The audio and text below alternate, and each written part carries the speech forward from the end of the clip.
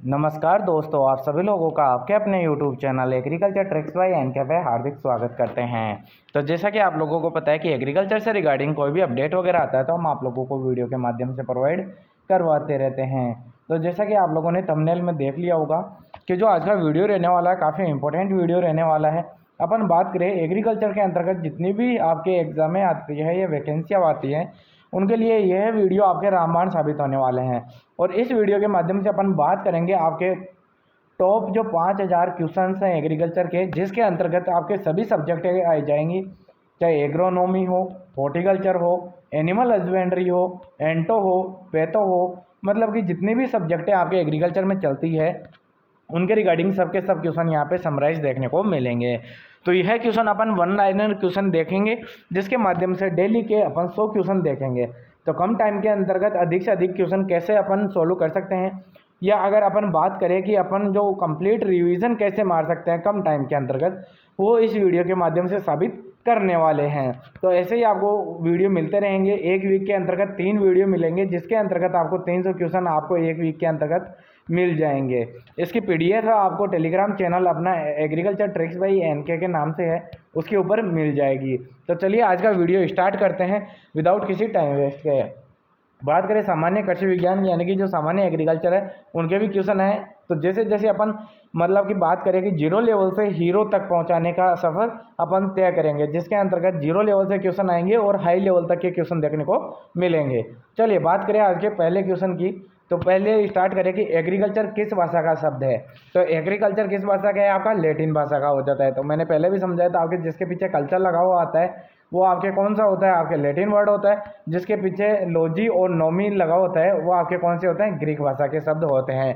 इसके अंतर्गत आपको मैंने अपवाद भी बताए कई बार दो, कि एक अपवाद था पोमोलॉजी का और एक सिट्रिकल्चर का। ये इनके अंतर्गत लैटिन और ग्रीक दोनों शब्द आते हैं। तो आई होप आप लोगों को ये चीज़ समझ में आई होगी। तो चलिए आज का वीडियो स्टार्ट करते हैं। जैसे कि अपन ने देख लिया कि एग्रीकल्चर किस भाषा का शब्द है, लैटिन भाषा का है। ऐसे ही बात करें एग्रोनॉमी किस भाषा के शब्द है, तो वो है आपका ग्रीक भाषा का शब्द हो जाता है। अपन बात करें एग्रोनॉमी के पिता कौन है, तो जो आपके एग्रोनॉमी है, फादर ऑफ एग्रोनॉमी किससे कहा जाता है, तो वो कौन है, आपके पीटर डिक्रेस सेंजी हो जाते हैं।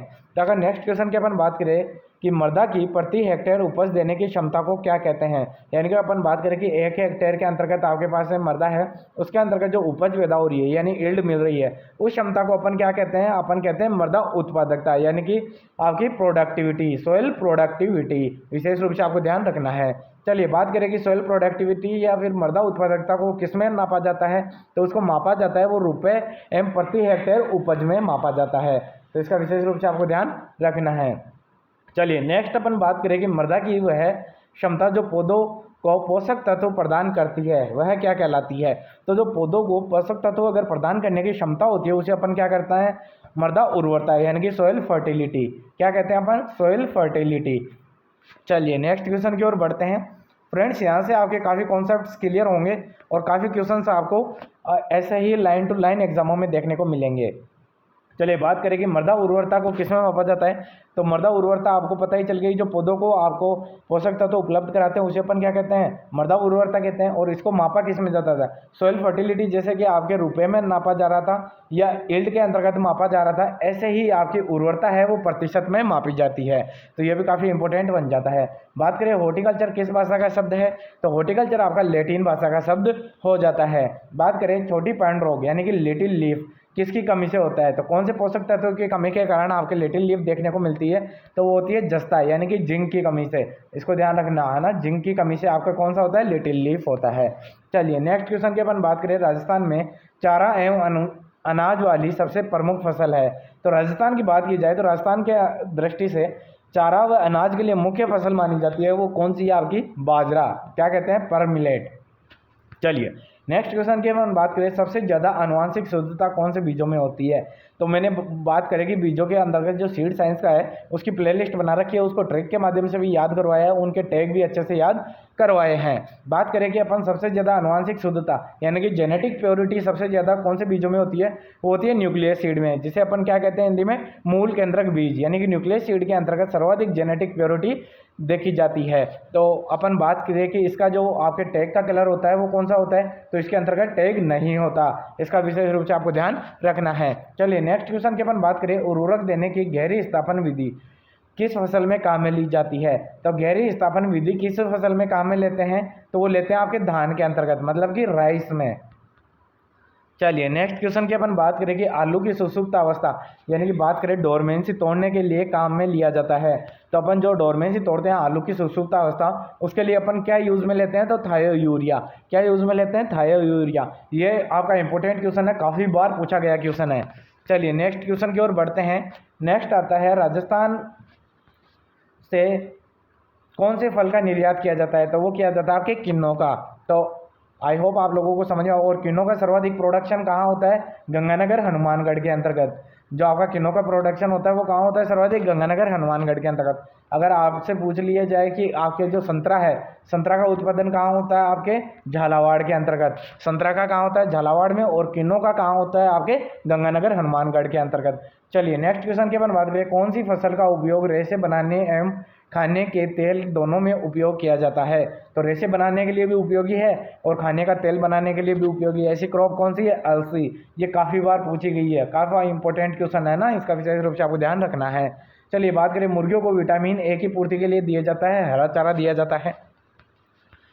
चलिए बात करें नेक्स्ट क्वेश्चन की, जिस दूध में वसा नहीं होती उसे क्या कहते हैं। तो जिस दूध के अंतर्गत वसा नहीं होती है उसे क्या कहते हैं, स्किम्ड मिल्क कहा जाता है। स्किम्ड मिल्क दूध कहा जाता है, जिसे कि अपन क्या कहते हैं, सेपरेटा। सेपरेटा कहा जाता है, क्या सेपरेटा, या जो स्किम्ड मिल्क होता है वो कहा जाता है। चलिए नेक्स्ट क्वेश्चन अपन बात करें, रबी की फसल के लिए सबसे उपयुक्त तापमान होना चाहिए।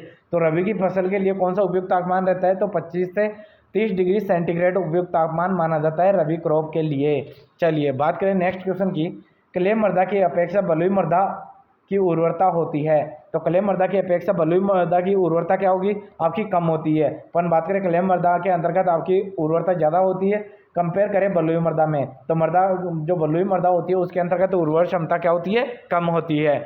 तो क्ले की अपेक्षा आपके बलुई मृदा में उर्वरता क्या होगी, कम हो जाएगी। अगर आपको इसका उल्टा पूछ ले कि बलुई मृदा के अंतर्गत क्ले मृदा में उर्वरता होती है, तो बलुई मृदा की अपेक्षा क्ले मृदा में उर्वरता होती है वो क्या होती है, अधिक होती है। अगर उल्टा पूछ ले तो उल्टा करना है, यानी कि अधिक होती है। और आपको क्ले की अपेक्षा बलुई में पूछा है तब क्या हो जाएगी, कम हो जाएगी। चलिए नेक्स्ट बात करें कि मृदा में वायु रंध्र अवकाश का कुल कितना प्रतिशत होना चाहिए। तो जो मृदा में वायु रंध्र अवकाशों का कुल कितना प्रतिशत होता है, कुल की बात करें तो मृदा के अंतर्गत 100% होता है। 100 के अंतर्गत अपन बात करें 50% आपका ठोस भाग पाया जाता है और 50 के अंतर्गत आपके क्या होते हैं, पोर्स पाए जाते हैं। इसके अंतर्गत भी आपके माइक्रोपोर्स और मैक्रोपोर्स आपको देखने को मिलते हैं। अगर ठोस की बात करें तो 45% क्या पाए जाते हैं, मिनरल्स पाए जाते हैं, और 5% पे आपके क्या पाई जाती है, ऑर्गेनिक मैटर पाया जाता है। तो इनका विशेष रूप से आपको ध्यान रखना है। और रंध्र अवकाशों के अंतर्गत भी आपके क्या होंगे, अगर वायु रंध्र अवकाशों की बात की जाए तो वो कितना होगा, आपके 25% होगा। और 25% के अंतर्गत क्या होता है, आपके सोइल पाई जाती है जो आपका ठोस भाग होता है। चलिए बात करें कि राजस्थान में जिप्सम का सबसे ज़्यादा कहाँ मिलती है। तो राजस्थान में सबसे ज़्यादा जिप्सम मिलता है वो आपके हनुमानगढ़ में ना मिलकर कहाँ मिलता है, बीकानेर में। तो इसका विशेष रूप से आपको ध्यान रखना है, सबसे ज़्यादा राजस्थान में जिप्सम मिलता है वो बीकानेर में मिलता है। चलिए बात करें जिप्सम में कौन सा तत्व मिलता है। तो जिप्सम में मिलता है आपका सल्फर। क्या मिलता है, आपका सल्फर मिलता है। बात करें राजस्थान की जलवायु है, तो राजस्थान की जलवायु कौन सी है, शुष्क जलवायु पाई जाती है आपके राजस्थान में। बात करें वायु दाब किसके द्वारा ज्ञात किया जाता है। तो वायु दाब किसके द्वारा ज्ञात किया जाता है, आपके बैरोमीटर के द्वारा। बैरोमीटर के द्वारा क्या ज्ञात किया जाता है, आपके वायु दाब ज्ञात किया जाता है। बात करें बीकानेर कौन सी जलवायु के अंतर्गत आता है। तो बीकानेर आपके कौन सी जलवायु में आता है, तो शुष्क जलवायु के अंतर्गत ही आता है आपका बीकानेर। चलिए नेक्स्ट क्वेश्चन की ओर बढ़े, चावल के पौधारोपण का सही अवस्था है। काफ़ी बार पूछा गया है, काफ़ी इंपॉर्टेंट क्वेश्चन है।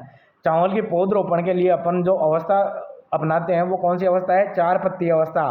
कौन सी, 4 लीफ स्टेज। 4 leaf stage. तो इसका विशेष रूप से आपको ध्यान रखना है।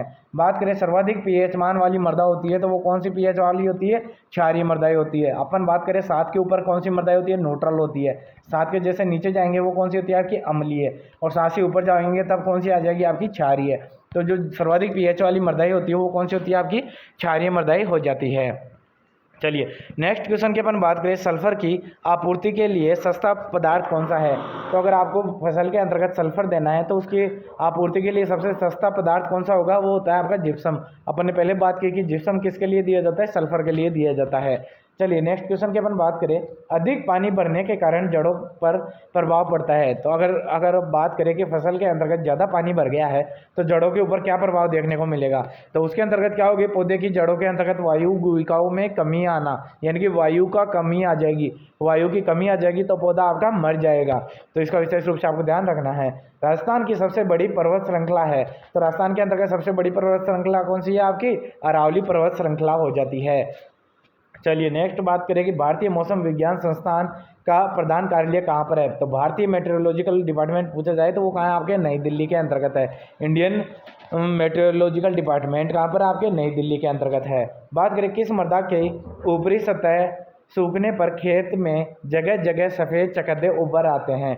तो आपको अगर मृदा की बात करें, मृदा के अंतर्गत जो ऊपरी सतह आपको सफ़ेद सफ़ेद दिखाई देगी, जो सफ़ेद सफ़ेद चकत्ते होते हैं वो कौन सी मृदाओं में देखने को मिलते हैं? तो वो लवणीय मृदाओं में देखने को मिलता है, क्योंकि लवण क्या होते हैं? ऊपर आ जाते हैं, इस वजह से वो सफ़ेद चकत्ते दिखाई देते हैं आपको। चलिए बात करें, सूर्य की पराबैंगनी किरणों से पृथ्वी के जीवों की रक्षा करती है, यानी कि जो आपकी सूर्य से पराबैंगनी किरणें आती हैं तो उसको पृथ्वी के जीवों की रक्षा कौन करता है? तो वो कौन करती है? आपकी ओजोन लेयर, O3 के नाम से भी जान जाता है ना, ध्यान रखना ओजोन लेयर। तो ओजोन लेयर क्या करती है? आपकी पराबैंगनी किरणें जो नुकसानदायक होती है उनको एब्जॉर्ब कर लेती है, तो उनसे रक्षा करती है। तो वो कौन करती है? ओजोन लेयर की जाती है। तो और अब बात करेंगे अपन ओजोन लेयर कौन सी आपके मंडल में पाई जाती है? तो स्ट्रेप्टोस्फीयर के अंतर्गत आपके पाई जाती है। कौन सी स्फीयर में? स्ट्रेप्टोस्फीयर में ओजोन लेयर पाई जाती है। चलिए नेक्स्ट क्वेश्चन की अपन बात करें कि भारत में कितने प्रतिशत आबादी कृषि पर आश्रित है? तो लगभग आपकी 65% है। कितनी? भारत की बात करें तो 65% आपकी कृषि पर आधारित है। बात करें बैरोमीटर ज्ञात करता है, तो बैरोमीटर के द्वारा क्या ज्ञात किया जाता है? तो वायु दाब, है ना। वायु दाब किसके द्वारा ज्ञात किया जाता है? आपके बैरोमीटर के द्वारा ज्ञात किया जाता है। बात करें बालू के कणों का आकार होता है, तो आपके कणाकार काफ़ी बार पूछे जाते हैं। तो बालू का कणाकार होता है वो कितना होता है? 0.2 से लेकर 2 mm तक का होता है। 0.2 से लेकर 2 mm तक का होता है। बात करें जीवाश्म पदार्थों से मुख्यतः कौन से पोषक तत्व प्राप्त होते हैं? तो आपके प्राथमिक पोषक तत्व प्राप्त होते हैं जीवाश्म पदार्थों से, यानी कि ऑर्गेनिक मैटर से। कौन सा? NPK। बात करें नाइट्रोजन, फास्फोरस और पोटेशियम आपका मुख्यतः प्राप्त होता है। बात करें साधारण मृदा का स्थूल घनत्व कितना होता है? तो साधारण मृदा का स्थूल घनत्व की बात की जाए तो वो कितना होता है? 1.4 से लेकर 1.8 GM/cc होता है। तो विशेष रूप से आपको ध्यान रखना है। चलिए ये BD की बात कर रहा था ना, स्थूल घनत्व, तो वो क्या कहते हैं? बल्क डेंसिटी, BD कहा जाता है, ये भी ध्यान रखना। चलिए बात करें कि अपन बीज प्लॉट टेक्निक किस फसल में प्रयोग होती है? तो जो आपकी सीड प्लॉट टेक्निक है वो किस में प्रयोग होती है? वो आपकी होती है आलू के अंतर्गत। और आपको बताइए कि अगर आप बात करें कि सीड प्लॉट टेक्निक ये किसने दी थी? आपके पुष्कर नाथ ने दी थी। किसने? पुष्कर नाथ ने। और ट्रू पोटैटो सीड है वो किसने दी थी? आपके रामानुज ने। इनका विशेष रूप से आपको ध्यान रखना है। चलिए बात करें अधिक क्षारीय सहन करने वाली फसल है, तो क्षारीय प्रकृति को सहन करने वाली फसल है वो खजूर और चुकंदर हो जाती है। इसके अलावा बात करें कि अधिक अम्लीय सहन करने वाली फसलें हैं वो कौन सी हो जाती है? आपकी चाय और चावल, यानी कि टी और राइस हो जाते हैं। नेक्स्ट क्वेश्चन की अपन बात करें, वायु का वेग किस यंत्र से मापा जाता है? यहाँ पर बात करें कि वायु का वेग किस यंत्र के द्वारा नापा जाता है? तो एनीमोमीटर के द्वारा नापा जाता है। चलिए बात करें मक्के की वृद्धि के लिए अनुकूल तापमान है, तो मक्के की वृद्धि के लिए अनुकूल तापमान माना जाता है 29 डिग्री से लेकर 38 डिग्री सेंटीग्रेड तक आपका माना जाता है। अगर आपको वीडियो पसंद आ रहा है तो ज़्यादा से ज़्यादा लाइक करें और शेयर करना ना भूलें। अपन ऐसे ही वीडियो लाते रहेंगे फ्रेंड्स, जिसमें कम टाइम के अंतर्गत आपका अधिक से अधिक क्वेश्चनों का क्या हो जाएगा? रिवीजन हो जाएगा। चलिए बात करें कि साइप्रस रोटेंडस वैज्ञानिक नाम किसका है? तो ये होता है मोथागास का। किसका? मोथागास का। और ये मोटा घास किसका प्रकार है, आपके दूब घास का ही एक प्रकार होता है, तो इसका विशेष रूप से आपको ध्यान रखना है। ऐसी भूमि जिसमें विलेय, लवण एवं विनिमयशील सोडियम दोनों अधिक मात्रा में पाए जाते हैं, वो कौन सी मृदाएं होती है, वो होती है आपकी लवणीय मृदाएं होती है। कौन सी, लवणीय मृदाएं होती है। बात करें अम्लीय भूमि में नाइट्रोजन युक्त उर्वरक प्रयोग करना चाहिए, तो जो अम्लीय भूमि होती है उसमें कौन सा नाइट्रोजन युक्त उर्वरक प्रयोग में लाना चाहिए, तो वो आपको सोडियम नाइट्रेट, कौन सा, सोडियम नाइट्रेट आपको क्या करना चाहिए, यूज करना चाहिए। चलिए बात करें नेक्स्ट क्वेश्चन के, टेंशियोमीटर क्या ज्ञात करने के काम आता है, तो टेंशियोमीटर के द्वारा क्या ज्ञात किया जाता है, सोइल टेंशन, क्या, सोइल टेंशन। बात करें तो क्या होगा, आपके मृदा की नमी या सोइल टेंशन भी दिया जा सकता है, तो मृदा की नमी ज्ञात की जाती है, वो टेंशियोमीटर के द्वारा ज्ञात की जाती है। बात करें सूरजमुखी किस प्रकार का पौधा है, तो आपके सामने 3 ही प्रकार के पौधे आते हैं, ये long day plant, short day plant और डे न्यूट्रल प्लांट, है ना। तो ये कौन सा हो जाता है, डे न्यूट्रल प्लांट, यानी कि दिवस निष्ठ प्रभावी पौधा होता है आपका कौन सा, सूरजमुखी। बात करें मृदा में जीवाश्म पदार्थों की मात्रा होती है, तो मृदा के अंतर्गत अभी मैंने बताया था कि मृदा के अंतर्गत जीवाश्म पदार्थ की मात्रा होती है, वो आज के 5% होती है। बात करें भूमि को सुधारने में प्रयोग किया जाता है, तो भूमि को सुधारने के लिए प्रयोग किया जाता है वो चूने का और जिप्सम का प्रयोग किया जाता है। बात करें चूने का प्रयोग कहाँ किया जाता है, अम्लीय भूमि को, अम्लीय भूमि को सुधारने के लिए अपन क्या करेंगे, चूने का प्रयोग करते हैं। और क्षारीय भूमि को सुधारने के लिए, क्षारीय भूमि को सुधारने के लिए अपन किसका प्रयोग करते हैं, जिप्सम का प्रयोग करते हैं। तो आई होप आप लोगों को समझ में आया होगा। यहाँ आपके 50% कंप्लीट होते हैं। बात करें हर वीडियो के अंतर्गत आपको 100 क्वेश्चन मिलेंगे और 1 लाइनर क्वेश्चन मिलेंगे, ऐसे क्वेश्चन मिलेंगे कि आपसे यहाँ से काफ़ी फास्ट एक रिवीजन होने वाला है। चलिए बात करें जिन मृदा का पीएच मान 6.6 से 7.5 के हो, यानी कि अपन बात करें कि 6.5 से लेकर 7.5 के मध्य में हो, वो क्या कहलाती है मृदाएं, वो लगभग उदासीन कहलाती है। क्या, मैंने पहले बताया 7 के लगभग क्या होता है, आपके उदासीन मृदाएं पाई जाती है, तो ये कौन सी होगी, लगभग उदासीन मृदाएं होती है। बात करें मृदा की भौतिक, रासायनिक और जैविक शक्ति का योग क्या कहलाती है, तो ये काफ़ी बार पूछा गया है कि मृदा की जो भौतिक और रासायनिक और जैविक शक्ति क्या कहलाती है, आपकी मृदा उर्वरता, यानी कि सॉइल फर्टिलिटी कहलाती है। चलिए नेक्स्ट क्वेश्चन की अपन बात करें, कम वर्षा के कारण भूमि हो जाती है, तो कम वर्षा होगी तो उसके कारण क्या होता है, क्षारीय मृदाएं हो जाती है, और अधिक वर्षा के कारण कौन सी भूमि हो जाती है, अम्लीय मृदाएं हो जाती है। तो इसका विशेष रूप से आपको ध्यान रखना है। नेक्स्ट क्वेश्चन की अपन बात करें कि कोटा बूंदी में किस प्रकार की मृदाएं पाई जाती है, तो कोटा और बूंदी के अंतर्गत आपके काली मृदाएं पाई जाती है, और इसके अंतर्गत सर्वाधिक कौन सी फसल उगाई जा सकती है, कॉटन उगाई जा सकती है। विशेष रूप से आपको ध्यान रखना है, क्योंकि काफ़ी बार पूछा जाता है कि काली कपासी मृदा के लिए सबसे उपयुक्त फसल है वो कौन सी है, कपास होती है। चलिए बात करें ग्वार उत्पादन में अग्रणी राज्य कौन सा है, वो आपका राजस्थान हो जाता है। बात करें जल द्वारा सर्वाधिक कटाव कौन से जिलों में होता है, तो जल के द्वारा जहाँ पे नदियाँ वगैरह ज़्यादा होंगी, जहाँ बारिश ज़्यादा होगी, तो नदियाँ वगैरह कहाँ है, आपके कोटा वाले रीजन के अंतर्गत होती है। तो कोटा क्षेत्र के अंतर्गत सर्वाधिक क्या होता है, जल जो आपका कटाव होता है जल के द्वारा, वो सर्वाधिक देखने को मिलता है। चलिए बात करें कि राजस्थान के शुष्क क्षेत्रों में अधिकतर मृदाएं पाई जाती है, तो राजस्थान के शुष्क क्षेत्रों में अधिकतर पाई जाती है वो लवणीय व क्षारीय मृदाएं पाई जाती है। कौन सी, लवणीय व क्षारीय मृदाएं पाई जाती है, क्योंकि वर्षा तो ज़्यादा होती नहीं है जो अम्लीय पाई जाएंगी, तो आपको कॉमन सेंस के हिसाब से भी आप क्वेश्चन का आंसर दे सकते हो।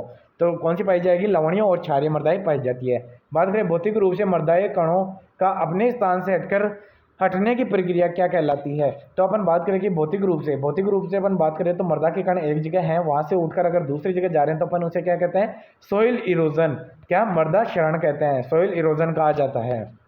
तो क्या कहते हैं अपन, सोइल इरोजन या मृदा क्षरण कहा जाता है। बात करें बारानी क्षेत्रों में जल क्षरण रोकने के लिए भूमि की जुताई करनी चाहिए, तो कौन सी जुताई करनी चाहिए, अपने को उथली जुताई करनी चाहिए।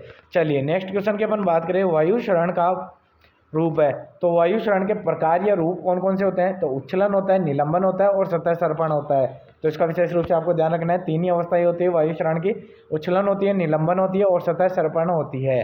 चलिए नेक्स्ट क्वेश्चन की अपन बात करें, बड़े आकार के कणों का वायु क्षरण के द्वारा होता है, तो जो बड़े आकार के कण होते हैं वो सतह सर्पण के द्वारा क्या होते हैं, वायु क्षरण होता है या सोइल इरोजन होता है।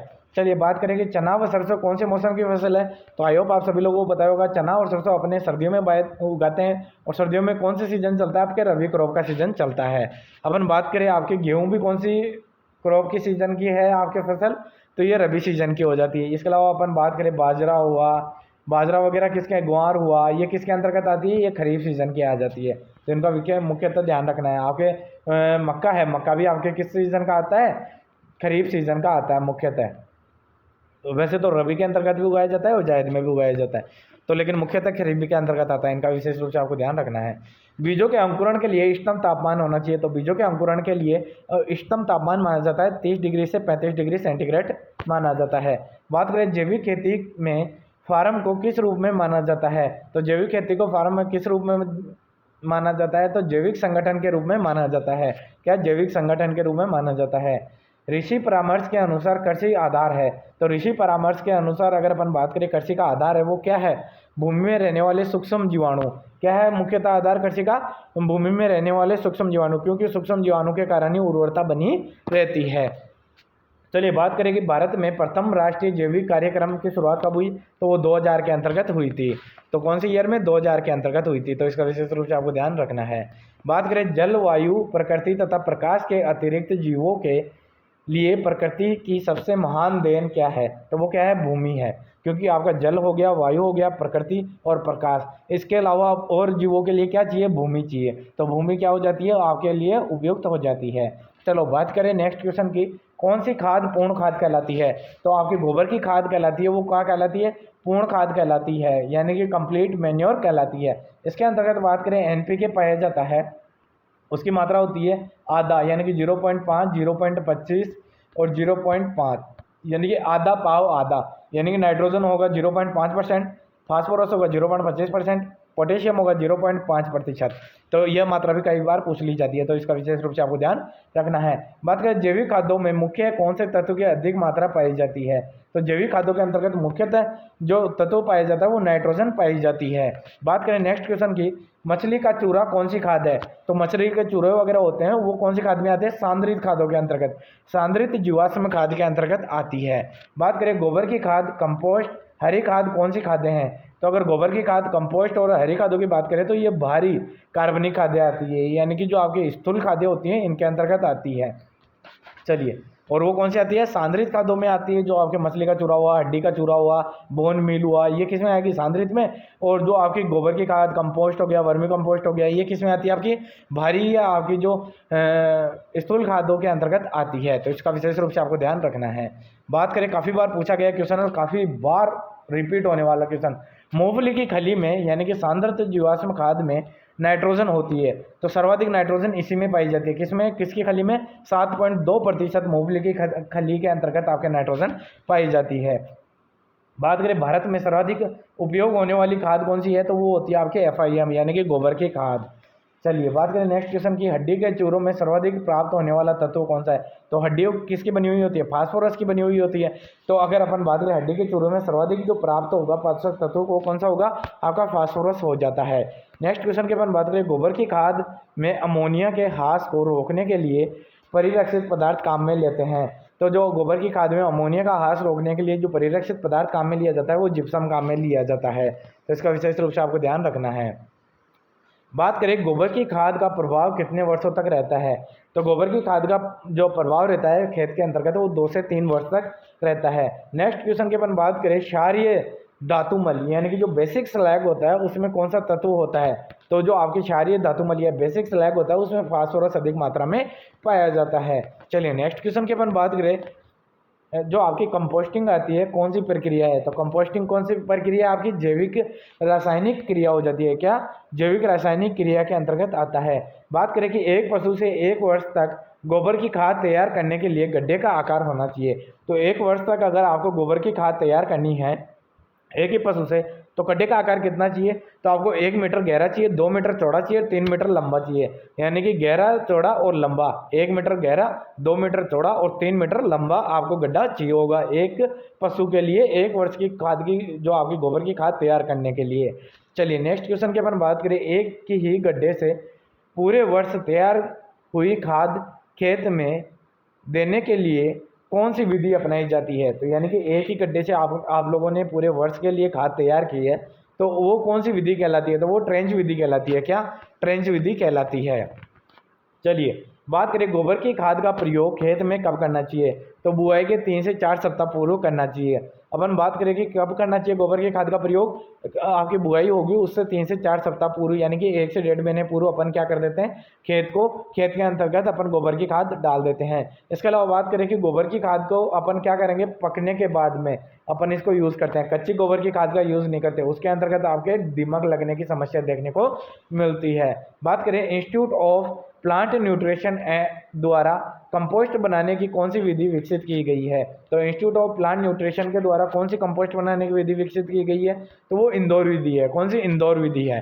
बात करें कौन सा पदार्थ कंपोस्ट में अम्लीयता को कम करता है, तो कौन सा पदार्थ है जो कंपोस्ट में अम्लीयता को कम करता है, वो होता है लकड़ी की राख। जो लकड़ी की राख होती है वो आपके कंपोस्ट में अम्लीयता को कम करने का कार्य करता है। कंपोस्ट बनाने की इंदौर विधि के जनक कौन है, तो वो कौन है, आपके हार्वर्ड हो जाते हैं। कौन से? हार्वर्ड एंड वाट हो जाता है।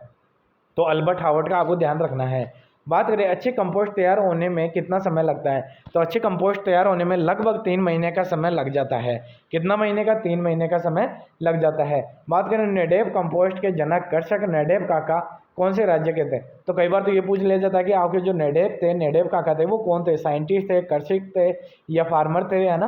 तो आपको पता ही होगा कि कर सकते हैं, मतलब कि वो फार्मर थे, वो साइंटिस्ट वगैरह नहीं थे।